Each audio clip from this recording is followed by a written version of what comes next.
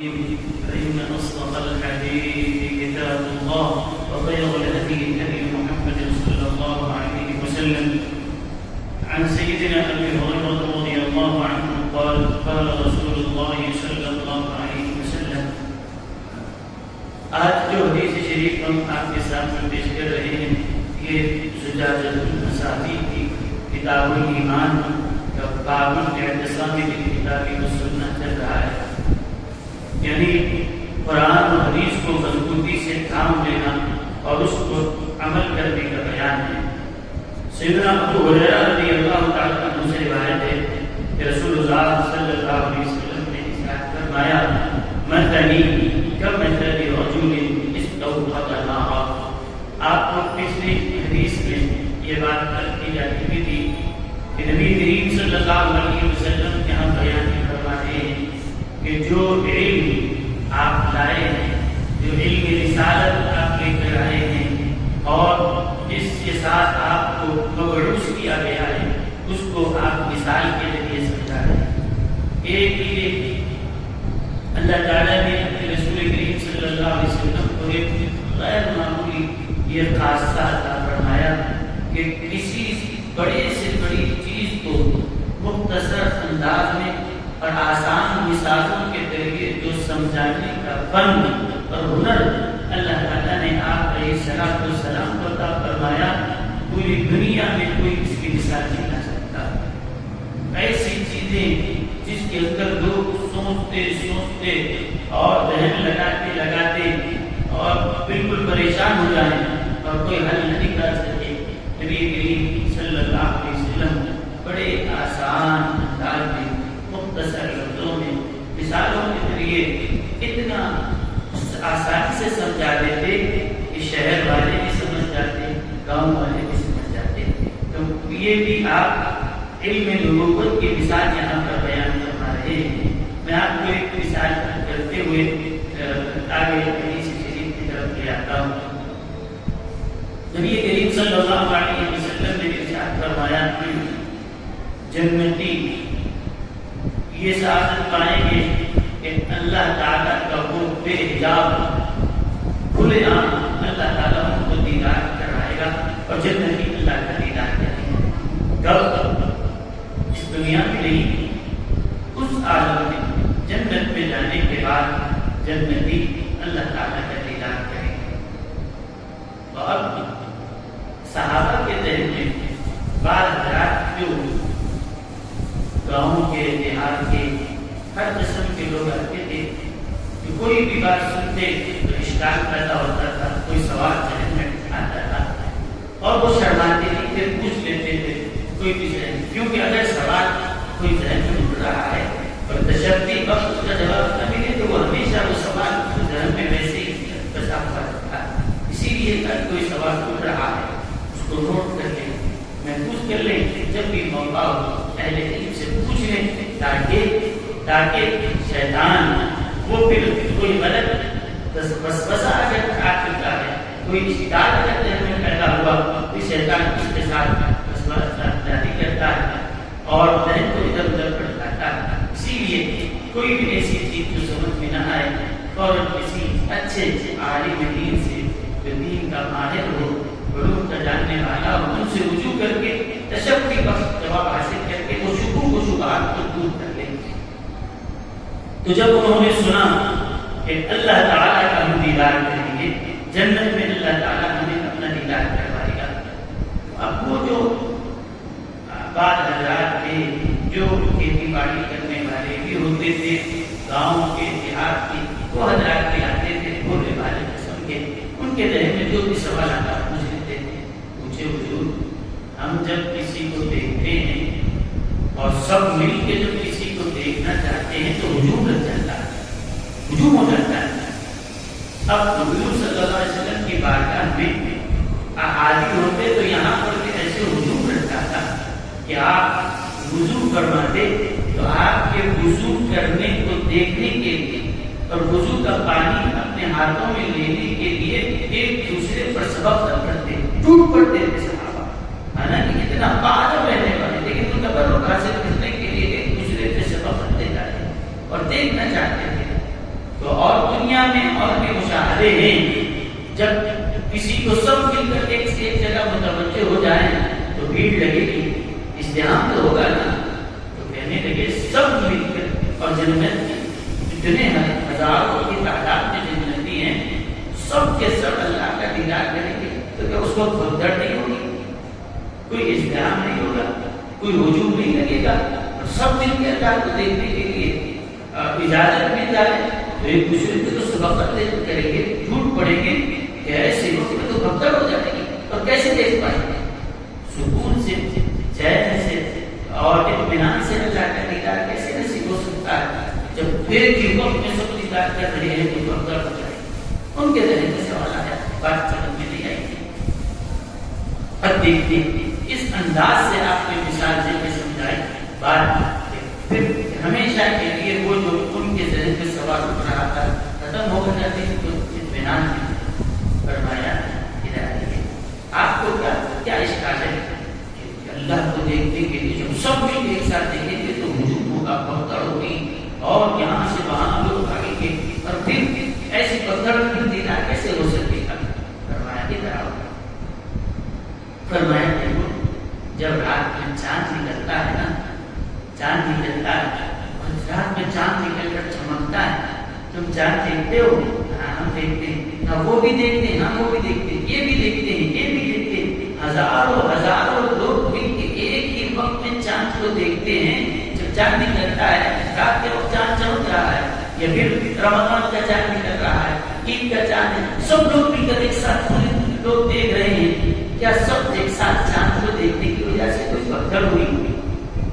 کیا کوئی ہجوم لگا؟ نہیں، ہر کوئی اپنے مقام سے آسانی کے ساتھ چاند کو دیکھ رہا ہے۔ کہا کہ جب چاند نکلتا ہے تو پھر تم اپنے مقامات سے بڑے سکون اور اطمینان سے چاند کو دیکھتے ہو، اللہ جب اپنا جلوہ دکھائے گا تو انتظام بھی ایسے فرمائے گا کہ کوئی بھگدڑ نہیں ہوگی، ہر جنتی اپنے مقام سے سکون کے ساتھ، اطمینان کے ساتھ اللہ کا دیدار کرے گا، اور جو جس درجے میں رہے گا اس درجے کے لحاظ سے اللہ تعالیٰ کا وہ دیدار کرے گا، سب کو نصیب ہوگا۔ تاکہ چاند دیکھنے میں سب مل کر دیکھ رہے ہو، کیا بھگدڑ ہوگی؟ کیا کوئی ایک دوسرے پہ سبق کر رہے؟ نہیں، کہا کہ وہ سمجھ گئے، بس آسان سے بات سمجھ میں آ گئی۔ کون؟ تو بالکل ایسے جانوروں کو چرانے والے، بکریاں چرانے والے، کھیتی باڑی کرنے والے، ان حضرات کو بھی اس انداز سے سمجھا دے، وہ باریک باریک باتیں اور حقائق دقائق و معارف، وہ تو حضرت یہ جو حضرات اس کے اہل تھے اس کو سمجھاتے، ان کو تو حضور علیہ السلام نے بتایا، لیکن یہ جو حضرات ابھی اسلام سے وابستہ ہوئے اس طرح سے سوالات کرتے، انہیں کوئی بات سمجھ میں نہ آتی، وہ کبھی اس کو برا نہیں مانتے۔ اتنی چھوٹی بات مجھ سے پوچھ رہے ہو، یہ بھی کیا پوچھنے کی بات ہے؟ کبھی آپ نہیں کرنا، چھوٹا اشکال ہے ان کو سمجھاتے، اب مطمئن ہوگی اور ایسے سمجھ کر جاتے، وہاں سے نکلے مسجد نبوی سے، یہاں سے سیکھے تو پوری دنیا کو سکھانے والے، یہاں سے لیے تو پوری دنیا کو دینے والے، ایسے آپ علیہ السلام نے ان کی تربیت فرمائی۔ تو یہ خاص مثالوں کے ذریعے احادیث کی کتابوں کو پڑھیں گے آپ تو ایسی مثالوں کے ذریعے حضور علیہ السلام نے باتوں کو سمجھایا کہ ہم اس کا اندازہ کیسے کریں۔ میں ایک اور ایک مثال مجھے یاد آ رہی ہے، میں وہ بھی کرتے ہوئے آگے چلتا ہوں۔ صحابہ حضور صلی اللہ علیہ وسلم سے پوچھتے تھے، یا رسول اللہ صلی اللہ علیہ وسلم، قیامت کے میدان میں، اور ان کو جو فکر تھی کہ ایک ہی میدان میں سب رہیں گے، ایک ہی میدان ہوگا قیامت کا، ایک میدان میں کون کون ہے؟ حضرت آدم ان کی امت بھی، حضرت موسیٰ کی امت، حضرت عیسیٰ کی امت، سب کی امتیں ہیں، ہم بھی اس میں رہیں گے۔ تو یہ دنیا جب سے بنی ہے اس وقت سے لے کر قیامت تک کے یہ سارے لوگ جب ایک ہی میدان میں جمع رہیں گے تو پورے مکس ہوں گے یا نہیں ہوں گے؟ ایک ہی میدان میں سب جمع ہیں، یعنی تو سب کا باؤنڈری کی گئی ہے، لائن ڈال دی گئی کہ یہ امت یہاں رہے، وہ امت یہاں رہے، نہیں، نفسا نفسی میں کوئی ادھر ادھر بھاگتے دوڑتے سب پورے ادھر مکس ہوئے، عیسوی ہو کے موسوی ہو، پورے ایک جگہ مل گئے، ایک سب ہوئے۔ تو ایسے صحابہ پوچھتے یہ سارے لوگ، ساری انسانیت جب ایک جگہ جمع ہو تو آپ اپنی امت کو کیسے پہچانیں؟ اب اب بتائیے اتنے کروڑوں لوگوں میں حضور کا امتی کون ہے یہ تو نہیں پہچانے. اور پھر امتی کب سے؟ حضرت اس زمانے میں جب حضرت ابو بکر رضی اللہ عنہ نے اسلام قبول کیا, حضرت علی نے اسلام قبول کیا, اس وقت سے لے کر قیامت تک جتنے پیدا ہوں گے سب حضور کے تو امتی ہیں نا. تو ہر ایک کا چہرہ یاد رہے, ہر ایک کو کیسے پہچانے. حضور ان پھولوں کے بیچ میں ہم کہاں کہاں بھول جائیں اور پوری دنیا کے لوگوں میں ہم مل جائیں, آپ ہمیں کیسے پہچانیں گے؟ آپ ہمیں کیسے پہچانیں گے کہ یہ میرا امتی ہے؟ لوگ جب سنیں وہی بات تو برابر ہے. اتنے کروڑوں لوگوں میں کیسے پہچان سکتے ہیں؟ اتنے بڑے مجمع میں ہمارا بیٹا بھی جا کے اگر اندر گم گیا دیکھ کے نہیں پہچان سکتے, باپ نہیں پہچان سکتا بیٹا کہاں ہے, بڑے مجمع میں اندر گھس جائے نہیں پہچانا چاہتا. تو یہ کیسے پہچانیں گے آپ؟ بات یہ سوال تھا کہ کیسے پہچانیں گے. کروڑوں انسانوں کے بیچ میں حضور کی امت اندر رہ جائے ایسے پہچانیں گے. پھر وہ تو جن کے چہرے حضور نے ظاہری طور پر دیکھے ہیں, حضرت ابوبکر کو دیکھا, حضرت عمر, حضرت علی اور دیگر صحابہ ہیں, ان کے چہرے تو حضور نے دیکھے ہوئے ہیں, لیکن بعد میں جو پیدا ہوں گے ظاہری طور پر تو حضور نے ان کو نہیں دیکھا, تو پھر کیسے پہچانیں گے؟ اب یہ پریشانی ان کو ستا رہی تھی, حضور ہمیں پہچانیں گے نہیں تو ہماری شفاعت کیسے ہوگی, ہمیں اللہ کے پاس لے جائیں گے کیسے؟ نبی کریم صلی اللہ علیہ وسلم نے اب ان کی تشویش اتنی خطرناک تھی, پریشان جب ہوئے, دیکھو بس تھوڑی دیر میں ایسے ان کو سمجھا دیا, بس خوشی خوشی گھر واپس. وہ کون سی قوم تھی جو سوال کرنے والے تھے؟ عرب لوگ. عرب لوگ جب سوال کر رہے تھے تو عرب ان کو ایسی ہی مثال دینی چاہیے جو عرب میں استعمال ہوتی ہے. رہنے والے عرب کے ہیں, ان کو ہندوستان کی چیزوں کی مثال اگر دی جائے تو وہ ظاہر سی باتیں اور مشکل میں پڑ جائیں گی. عرب لوگوں کو وہاں کی چیزوں سے ہی مثال دی جائے جس سے روزانہ صبح شام سابقہ پڑتا ہے تو بات بڑی آسانی سے اور جلدی سمجھ جاتی. فرمایا دیکھو جیسا آج ہمارے پاس کار, بڑی بڑی کاریں, ہماری سواریاں, اچھے گاڑیاں, بائک ہم چلا رہے ہیں, اس زمانے میں عمدہ گھوڑے کو استعمال کرتے تھے. جتنا بڑا آدمی ہے اتنے عمدہ اس کے پاس گھوڑے ہوتے تھے یا اونٹ سفر کرتے تھے. تو فرمایا دیکھو تمہارے پاس گھوڑے تو ہوتے اور کیوں رکھتے دیکھتے کیونکہ سواری ان کی گھوڑی ہے. صبح شام گھوڑوں کے بیچ میں گھوڑوں کو نکاؤ, گھوڑوں کو کھلاؤ, ان پہ پھرو, یہی ان کا کام تھا. کیونکہ سواریاں ہوئی تھی بیٹھ جاتے تھے. فرمایا دیکھو اگر ایک میدان میں پورے گھوڑے رکھے ہوئے اور ان تمام گھوڑوں کے بیچ میں ایک ایسا گھوڑا ہو کہ جس کا پورا جسم تو کالا ہے لیکن اس کا چہرہ سفید ہے. ایسا گھوڑا ہے کہ جس کا چہرہ سفید ہو, جس کے ہاتھ سفید ہو, جس کے پیر سفید ہو, پورا گھوڑا یا تو لال نظر آ رہا ہے, پورا گھوڑے کا جسم لال ہے صرف چہرہ سفید ہے, یا پورا گھوڑا کالا ہے صرف چہرہ سفید. تو سارے کالے گھوڑوں میں ایک ایسا گھوڑا رکھا ہوا ہے کہ وہ تو اس کا جسم تو کالا ہے لیکن چہرہ چمکدار ہے, چہرہ سفید ہے اور ہاتھ پیر اس کے چمکدار ہے, چمک رہی ہے. بعض گھوڑوں کو آپ دیکھے ہوں گے بڑے قیمتی مال سمجھے جاتے ہیں کہ وہ گھوڑے کے جلد کا پورے جسم کا رنگ ایک ہے لیکن صرف چہرے کا رنگ ایک سفید ہوتا ہے, ان کے ہاتھ پیر سفید نظر آتے ہیں. تو کہا کہ حضور ہاں ایسے بھی گھوڑے بھی دیکھے کہ جن کے ہاتھ پیر سفید ہوتے ہیں, چہرہ سفید ہوتا ہے. کہا کہ وہ ہزاروں گھوڑوں کے بیچ میں, سب کالے یا لال رنگ کے گھوڑوں کے بیچ میں وہ ایک سفید چہرے والے گھوڑے کو تم دور سے دیکھ کر پہچانو گے یا نہیں پہچانو؟ 1000 کالے گھوڑوں میں ایک اگر سفید رنگ کے وائٹ رنگ والا گھوڑا ہو, اس کا چہرہ سفید ہو, دور سے دیکھ کے پہچانیں گے ہاں وہ جو سفید ہے وہ ہمارا نظر آ رہا ہے. کہا کہ ہاں سنو, جب تم ہزاروں گھوڑوں کے بیچ میں ایک وہ گھوڑا جس کا چہرہ سفید ہو, سارے کالے گھوڑوں میں اس کو دیکھ کر پہچان لیتے ہو, یا الگ رنگ کے گھوڑے ہیں اس میں ایک ہے جس کا چہرہ سفید ہے, آسانی سے تم پہچان لیتے ہو, ایسے ہی اللہ تعالیٰ میری امت کے لیے کرم فرمائے گا کہ میری امت جب قیامت میں اٹھے گی تو ان کے چہرے جو وضو کے اعضاء ہیں, وضو کی برکت سے ان کے چہروں سے نور نکلتا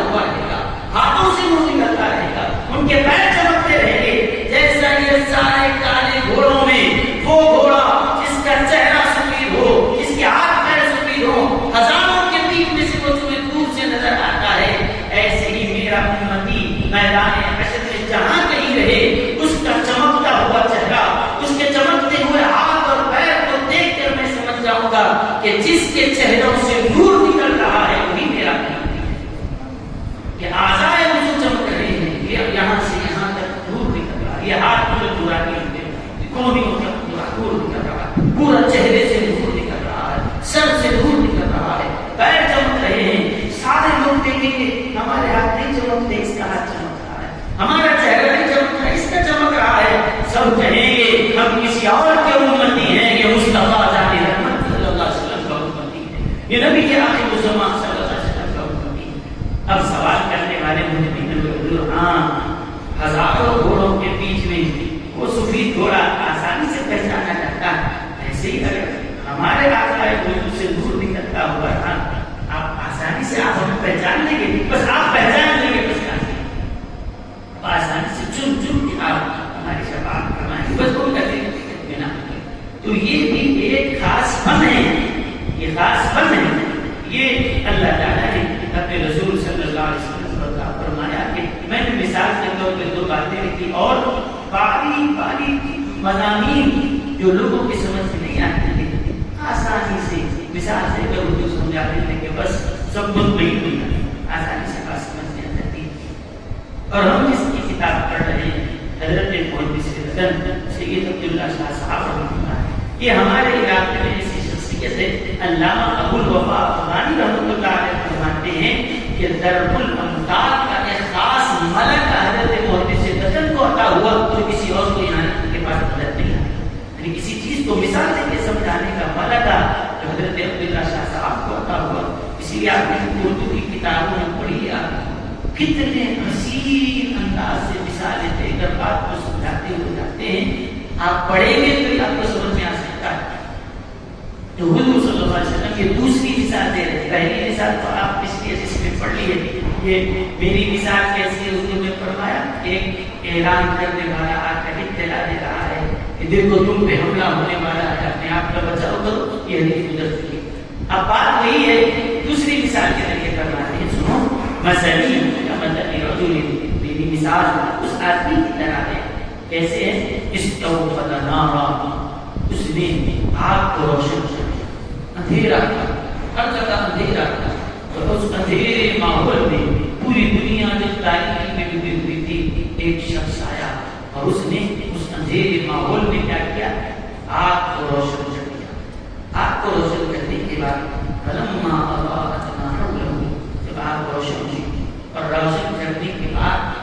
جب اطراف کا سارا ماحول اس نے نورانی کر دیا، روشنی اس کی بکھیرنے لگا،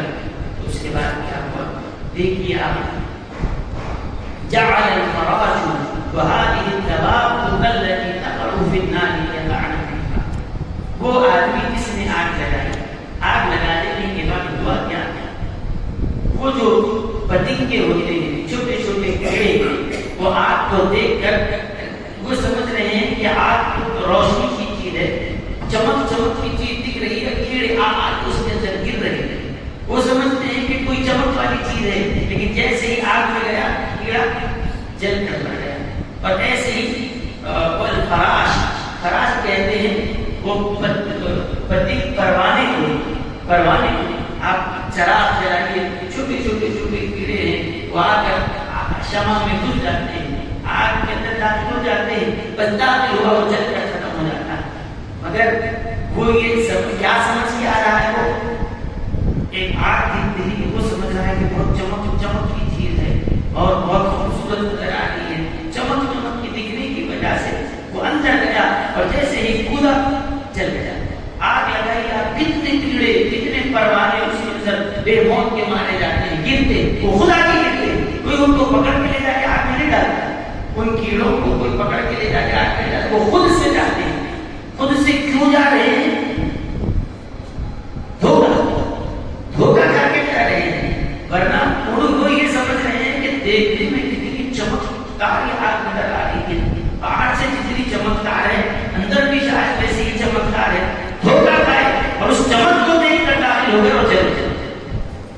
یہ بات ہے، اور ایسے ہی تمہاری مثال ہے اور میری مثال ہے کہ میں نے آیا جو ایک تاریخی اندھیرا تھا، ایسے ہی اسلام کے آنے سے پہلے دنیا میں تاریخی چھائی، اندھیرے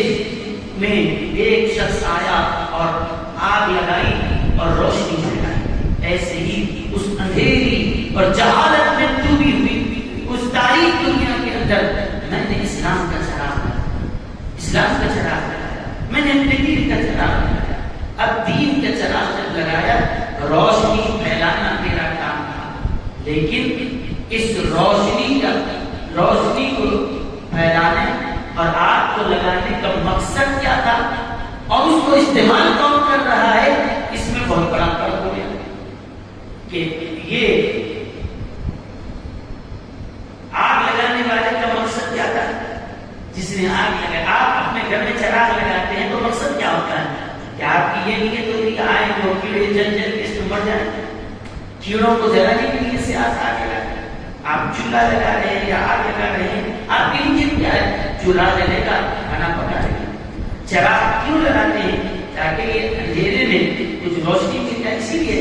اب وہ آپ ایک ماحول کو روشن کرنے کے لیے، کمرے کو روشن کرنے کے لیے آپ چراغ لگائے، لیکن آپ کا یہ دور دور تک بھی یہ مقصد نہیں ہے، آپ کا کوئی ارادہ نہیں ہے کہ اس میں آ کر کیڑے جلیں، اور اس کے لیے تو آپ آگ لگائے بھی نہیں، لیکن آپ تو یہ چاہتے ہیں کہ ہر جگہ روشنی پھیلے، وہ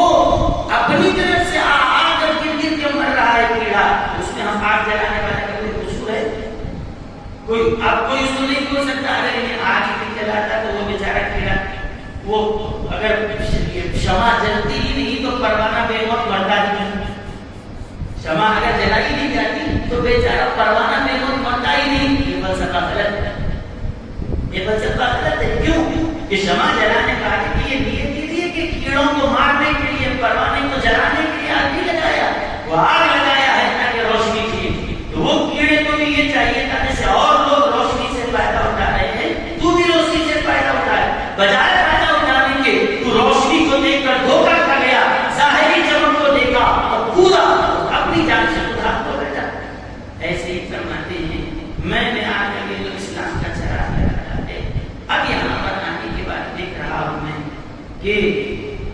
جو اس سے اچھا چراغ جلانے کے بعد ایک آدمی جب روشنی ہوئی، ایک آدمی اس کے اندر اپنے کپڑے سلنے لگ گیا، دوسرا ہے وہ کچھ کھانا پکانے کے لیے لگ گیا، وہ تیسرا ہے روشنی میں وہ ہے تو لکھنا چاہتا تھا، اندھیرا تھا لکھ نہیں سکتا تھا، جیسے ہی روشنی آئی تو فوراً لکھنا شروع کیا، کوئی پڑھنا چاہتا تھا تو آگ جلی تو دیگر لوگوں نے تو اس سے فائدہ اٹھایا، پڑھنے والے کو کتاب دکھ رہی ہے، لکھنے والے کو تحریر نظر آ رہی ہے، سینے والے کو سوئی دھاگا نظر آ رہا ہے، لیکن فائدہ اٹھانے والے تو فائدہ اٹھا رہے ہیں، لیکن یہ کیڑے ہیں کہ گھس گھس کے چل رہے ہیں۔ یہی ہوتا ہے۔ فرمایا جب میں نے بھی اسلام کا چراغ لگایا تو اس سے جو فائدہ اٹھانے والے ہیں یہ تو مسلمان ہیں، اسلام قبول کرنے والے، میری دعوت کو قبول کرنے والے ایسے ہیں جو اس روشنی سے فائدہ حاصل کریں، اور جو میرے دین کو سمجھے نہیں، اس دعوت کو ٹھکرا رہے ہیں اور دنیا کی ظاہری چمک کو دیکھ کر گناہوں دنیا کے اندر پھنسے جا رہے ہیں اور دنیا کے اندر پھنسے جا رہے ہیں، اور ان کو پتا نہیں ہے، وہ سمجھتے ہیں کہ دنیا کا مطلب یہ بہت ہی خوبصورت نظر آ رہی ہے، باہر سے بہت خوبصورت ہے اور باہر سے اور گناہ کا کوئی کام ہو اتنا خوبصورت وہ نظر آتا ہے، اتنا مزیدار نظر آتا ہے کہ آدمی سوچ کر ہی خوش ہوتا ہے کہ ایسا کروں گا، آج یہ کروں گا، آج جا کر کلب میں جا کے ناچوں گا، آج جا کر شراب پیوں گا، آج جا کر فلاں فلاں یہ حرکت کروں گا۔ یہ گناہ کو سوچ کر بھی مزہ لیتا ہے کیونکہ شیطان اس کو مزین کر دیتا ہے، آراستہ کر کے خوبصورت دکھاتا ہے۔ ایسے ہی کیسے؟ جیسے وہ آگ اس کیڑے کو خوبصورت نظر آ رہی ہے، آگ کیسے نظر آ رہی ہے؟ چمک چمک کی آگ نظر آ رہی ہے، کیڑا بڑا اتنا چمک رہا ہے، پروانہ کیوں بنا رہا ہے؟ آگ میں کیوں داخل ہوا؟ وہ یہ سمجھ جاتا کہ آگ مجھے جلانے والی ہے، کبھی نہیں جاتا، وہ دھوکا گیا، وہ ایک کہ آگ اتنی چمک چمک کی نظر آ رہی ہے، باہر سے اتنی چمکیلی ہے تو اندر نہ جانے کتنی چمک ہوگی، یہ سمجھ کے داخل ہوا اور جل گیا۔ ہمارا ایسے ہی ہے گناہ، یہ ظاہری طور پر بڑے آراستہ اور مزین نظر آتے ہیں اور تم یہ سمجھتے ہو کہ اتنا اچھا ہے کام، گناہ کو شیطان مزین کر کے رکھا، جب تم اس میں پھنس گئے تو تمہارا حال بھی وہ ہوگا جیسے وہ آگ میں جا کر چل گیا تو جہنم کے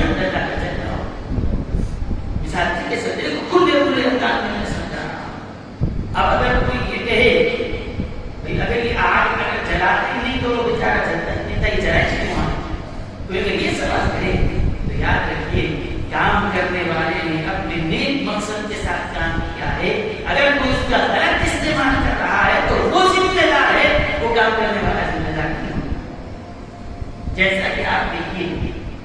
کوئی شخص، اس کو میں آسان مثال دے کے آپ کو سمجھاتا ہوں. جیسے حضور نے مثال دے کے سمجھائی، اسی حدیث کا فیض ہے آپ کو بیان کر رہا ہوں. کہ اگر کوئی کہے کہ یہ آدمی جس نے چراغ جلائی ہے، نہیں اندھیرا ہی رہنا تھا، اگر چراغ جلایا ہے تو چراغ اگر یہ جلایا تبھی تو وہ کیڑے آتے اس کے اندر، کیڑے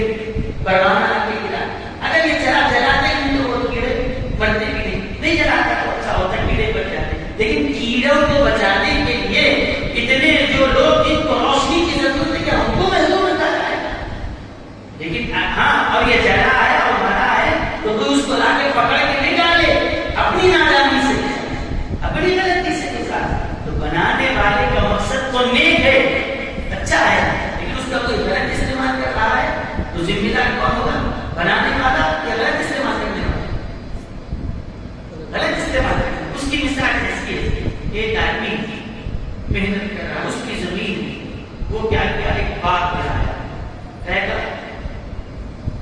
انگور کا باغ لگایا، انگور کا باغ لگا رہا ہے، اچھے خاصے انگور آئے، وہ اس کو بیچ رہا ہے، اچھے میٹھے انگور آئے بیچ رہا ہے. کیا غلط کیا؟ غلط کیا نہیں. ہاں، اب اس کے باغ میں سے آ کر ایک شخص آیا، انگور لیا، گھر گیا، جو کہ خود بھی کھایا اور بچوں کو بھی کھلایا. اور ایک شخص آیا، روزے دار تھا،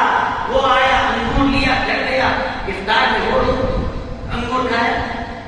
استعمال صحیح کیا ہے، گھر والوں کو کھلایا یا خود روزہ تھا خود کھایا یا کسی کو کھلا دیا. ایک اور ایک شخص آیا، اسی کے پاس سے انگور لیا اور لے جا کر اسی انگور کی شراب بنائی، اسی انگور کی شراب بنائی، اور شراب بنا کے خود بھی نشہ کیا، دوسروں کو بھی شراب دکھایا. وہ نشہ کر رہا ہے، پیا، وہ جا کر دوسروں کو قتل بھی کر رہا ہے، گالیاں بھی دے رہا ہے، مار دھاڑ کر رہا ہے. تو آپ بولیں گے یہ پیپر جو لوگوں کو آج مار رہا ہے وہ باپ میں اگر انگور نہیں لگاتا تو یہ نہیں ہوتا تھا. یہ کہیں گے، آپ کہیں گے کہ انہیں انگور کی فصل کرنا چھوڑ دیں. یہ نہیں کہا جائے گا، ہے کہ باپ کے مالی نے،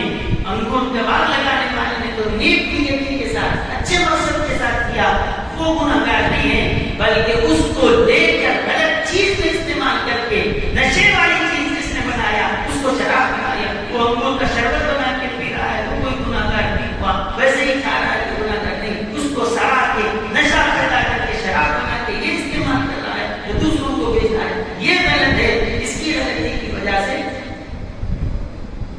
باپ کے مالک کو برا بھی کہا جائے گا. ایسے ہی وہ آپ جانتے ہیں کہ کوئی خشخش نکال رہا ہے، خشخش کی کھیتی کر رہا ہے، جائز نہیں، کھوپڑا ہے، تبدیل ہے، خشخش ہے، خشخش اگر نکال رہا ہے تو کیا کہیں گے تو ناجائز کام کر نہیں، وہ تو فصل لگا رہا ہے. لیکن اسی خشخش سے لوگ افیم بنا رہے ہیں، افیم خشخش سے بنائی جاتی ہے اور وہ نشہ پیدا کرتا ہے. تو کیا اس کی وجہ سے جتنے کرانہ دکان والے حرام کام کر رہے کہیں افیم لے جائے کہیں نہیں، تو خشخش بنایا، اس کو سالن میں استعمال کریں کہ ویسے جیسے استعمال کرنے کا طریقہ ہے ویسے استعمال کرو، نشہ پیدا نہیں ہوتا. لیکن اس کے ذریعے افیم بنا کر استعمال کریں گے تو وہ تو نشہ وہ حرام. تو اس کی وجہ سے کیا اس کے کھیتی کرنے والے کو بولیں گے تو خشخش کی کھیتی کرنا چھوڑ دے، اس کی وجہ سے افیم بن رہا ہے؟ نہیں. کیا انگور والے کو کہیں گے انگور کے باغ لگانا چھوڑ دے اس کی وجہ؟ ہاں، وہی انگور ہے، کوئی اس سے شراب بھی بنا رہا ہے، کوئی اس سے افطار بھی کر رہا ہے. تو یہ کہ حضور علیہ السلام فرماتے ہیں کہ دیکھو میں نے جو یہ آگ لگائی، آگ لگائی تو مطلب یہ جو روشنی میں نے تیار کی ہے، یہ روشنی فائدہ حاصل کرنے کے لیے، اندھیرے کو دور کرنے کے لیے، جہالت کے اندھیرے کو دور کرنے کے لیے، شرک کے اندھیرے کو دور کرنے کے لیے، کفر کے اندھیرے کو دور کرنے کے لیے، اور یہ تمہارے برائیوں کا جو اندھیرا پھیلا ہوا تھا اس کو دور کرنے کے لیے میں نے یہ اسلام کی شمع جلائی ہے. اب اگر کوئی نادان جیسے پتنگ کے آگ کر گرتے ہیں تو وہ گر رہا ہے، تو آگ لگانے والا کیا کرتا ہے؟ جس نے چراغ لگایا تھا، اگر پتنگ کے گر رہے ہیں تو کیا کرتا ہے؟ خود آگے گرا، میں کیا کروں، میں تو روشنی کے لیے لگایا تھا، نیک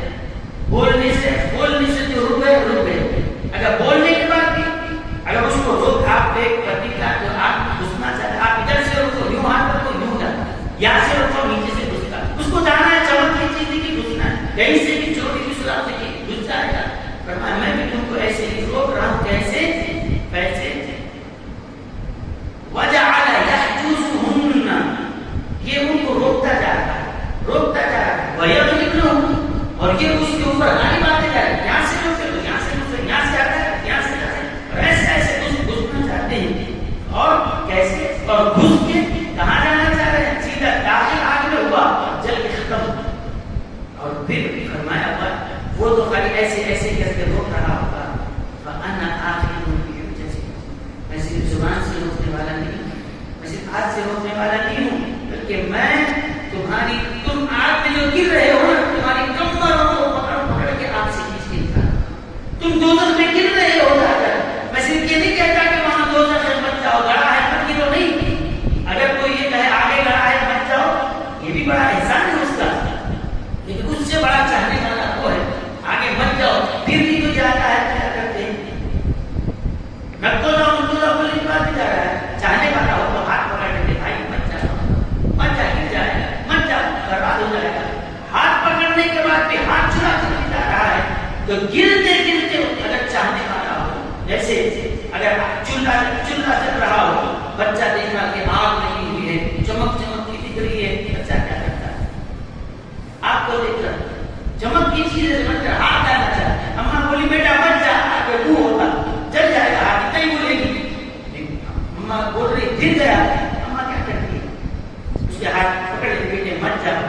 پھر جا رہا ہے ادھر سے نکلا ادھر سے نکلا، پھر اب وہ جا کر آگ میں ہاتھ ڈالنے کے ذریعے چلا گیا، اس وقت اماں اس کو پکڑ کے نکال کر لاتی ہے، یہ نہیں کہتی کہ ایک بار بولی دو بار بولی سن رہا نہیں پٹا جاؤ چل جائے، یہ نہیں بولتی، یہ نہیں کہتی کیونکہ اس کو محبت ہے، کیونکہ چلے گا یہ تو تکلیف مجھے ہو، یہ اس کی محبت اس بات کو برداشت نہیں گوارا نہیں کر سکتی کہ میرا بیٹا آگ میں ہے، نہیں سنتا، ہزار بار بولنے کے بعد بھی نہ سنے، اس کو پکڑ کے لا کر بٹھائے گی، پھر بھی جا رہا ہے تو باندھ کے ڈالے گی کہ بیٹا مت جا، تجھے نہیں معلوم کہ وہ کتنی خطرناک چیز ہے، تو سمجھتا ہے چمک کو دیکھ کر تو دھوکا کھا رہا ہے، اللہ کے رسول علیہ السلام فرماتے ہیں اس سے زیادہ میں امت سے محبت کرتا ہوں، یہ جہنم میں گرتے جاتے ہیں، میں ان کی کمر کو پکڑ پکڑ کے کھینچ کے لاتا ہوں، وَأَنَا آخِذٌ بِحُجَّتِكُمْ، میں تمہاری کمروں کو پکڑ کر کھینچتا ہوں، میں کمر کا ذکر اس لیے کیا کہ گر پائے، کوئی گر رہا ہے تو کمر پکڑ کے اس کو اٹھاؤ،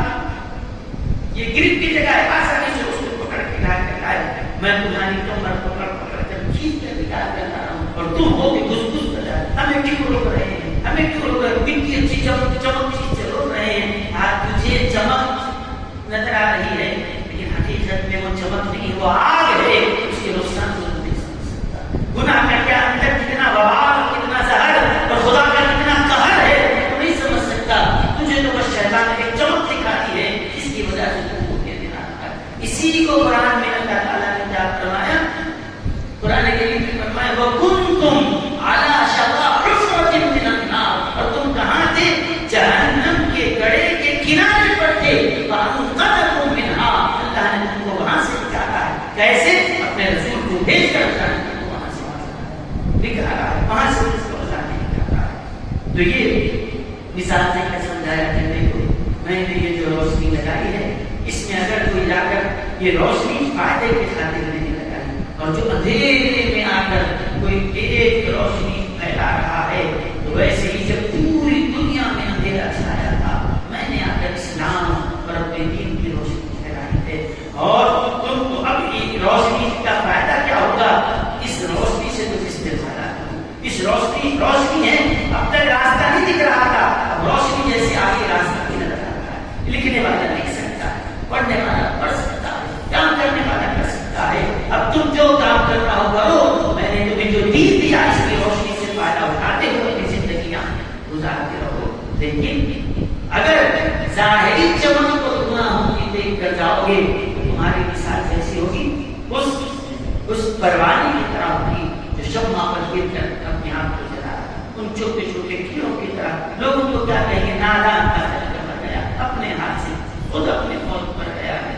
تو یہ مثال حضرت علیہ السلام نے دی، یہ کون سی مثال دی ہے، دوسری، اس سے پہلے ہم نے ایک اور ایک مثال دی، اس کے بعد ایک مثال اور ایک حضرت علیہ السلام بیان کر رہے ہیں کہ یہ نبوت کا جو فیض ہے یہاں پر روشنی سے سمجھا ہے، اس سے پہلے وہ اعلان کے ذریعے سمجھا ہے، اور تیسری جو حدیث آ رہی ہے جس کو آپ نے بارش کی مثال سے بھی سمجھا ہے، ایک بھی بارش کی مثال کی اس کے اندر آ رہی ہے، انشاءاللہ آئندہ درس میں غور کی جائے گی، اللہ تعالیٰ سے دعا کرتا ہوں کہ پروردگار ہم سبوں کو بڑی شدید کا فہم عطا فرمائیں، حضور کی سنتوں کو عمل کی توفیق عطا فرمائیں، اور جو آپ یہ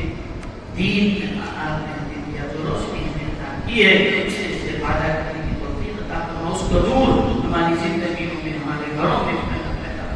وآخر دعوانا